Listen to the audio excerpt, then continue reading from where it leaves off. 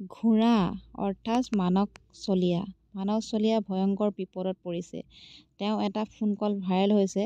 তেওঁ কিমান মানুহৰ পৰা লুটিছিলে, কিমান কি কৰিছিলে সম্পূৰ্ণ এই ভিডিঅ'টোত পাব আৰু তেওঁ কিমানক তেওঁ হত্যা কৰিছিলে সকলোখিনি এই ভিডিঅ'টোত পাব। তেওঁ কেনেকুৱা এজন যুৱক, আচলতে ভাবিব নোৱাৰা এজন যুৱক। চাওক ভিডিঅ'টোৱে সম্পূৰ্ণকৈ।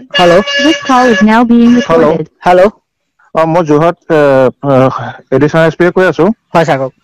হয়, আপোনাৰ নামতে ইয়াত আপোনাৰ এক্স ৱাইফ বৰ্ণালী বৰুৱা আপোনাৰ কেছ এটা দিছে।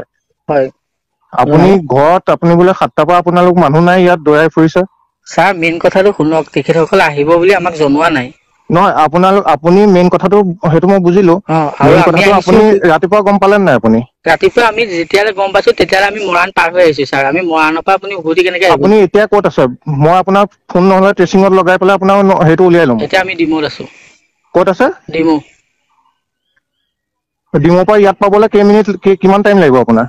ডিমৌৰ পৰা পাওঁতে আপোনাৰ কিমান দেৰি লাগিব? এতিয়া কিমান দেৰি লাগিব সেইটো কৰিব নোৱাৰিম ন ৰাতি।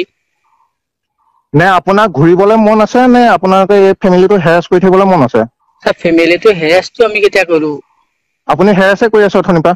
ছাৰ শুনক, আপুনি প্ৰথমবাৰ আপুনি 4টাত পাম বুলি কিয় ক'লে তেতিয়াহ'লে? 4টাত পাম বুলি কৈছিলো। মই হেৰিয়ালৈ আহিছিলো ন, নিজৰ কামত আহিছিলো। কামটো আপোনাৰ নহ'লে তাৰপিছত 7টা টাইম কিয় দিলে? তাৰপিছতো দেৰি হৈছে ন। কি কামত গৈছে আপুনি? মোৰ নিজৰ পাৰ্চনেল কামত। কওক, আপুনি পাৰ্চনেল কামটো কওক, পুলিচে সুধি আছো। গম পাইছো সুধি আছে ছাৰ, কিছুমান নিজৰ পাৰ্চনেল আছে। আপোনাৰ পাৰ্চনেল কামটো কওক।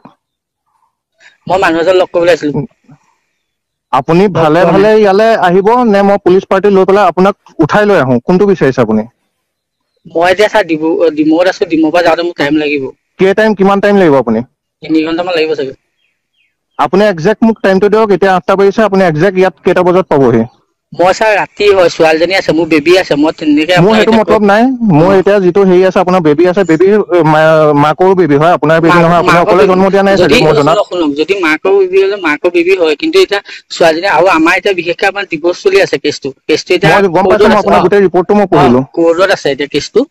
আৰু তাত আপোনাৰ তেখেতসকলে হৈছে, আমাক যেতিয়া তেখেতসকলে ফোন কৰিছে তেতিয়াহলে আমি মৰাণ পাৰ হৈ আহিছো আৰু নিজৰ কাৰণে নিজৰ কামত আহিছো। তেখেতসকলে সেইটো এটলিষ্ট ক'ব লাগে যে আগদিনাখন যে আমি কাইলৈ যাম, কাৰণ আমাৰো নিজৰ কিছুমান হেৰি আছে ন। এটা কথা কওক, আপোনাক আগদিনা কওক, পিছদিনা কওক, যিটো হওক, আপোনাৰ আজি যিটো ক'লে বস্তুটো, আপুনি এটা বেলেগ বেলেগ টাইম দি পেলাই ঘূৰাই কিয় ফুৰিছে?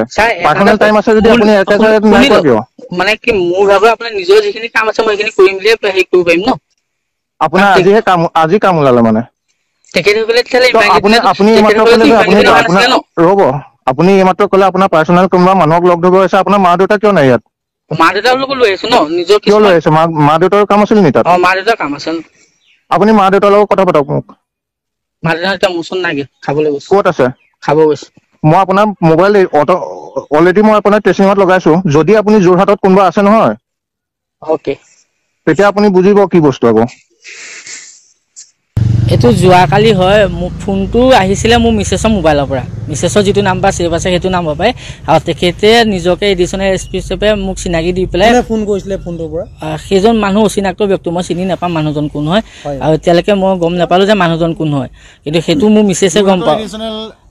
যোৰহাটৰ এডিশ্যনেল এছ পি বুলি কৈছে। আপোনাৰ মোবাইলত যিটো ৰেকৰ্ড আছে, এই ৰেকৰ্ডটো মানে আপোনাৰ যিটো ছেভিংছ ৰেকৰ্ডত আছে নে ডাইৰেক্ট কল ৰেকৰ্ডত আছে? কল ৰেকৰ্ডত আছে। কল ৰেকৰ্ডত আছে। কোন নম্বৰ পৰা আহিছিল আপোনাৰ? মোৰ মিছেছৰ নাম্বাৰ পৰা আহিছিল। মিছেছ সেই সময়ত ক'ত আছিলে? মিছেছ সেই সময়ত আমাৰ ইয়াতে আছিলে নে ক'ত আছিলে নাজানো, আমি নাছিলো কালি আমি গৈছিলো আপোনাৰ ডিব্ৰুগড় গৈছিলো।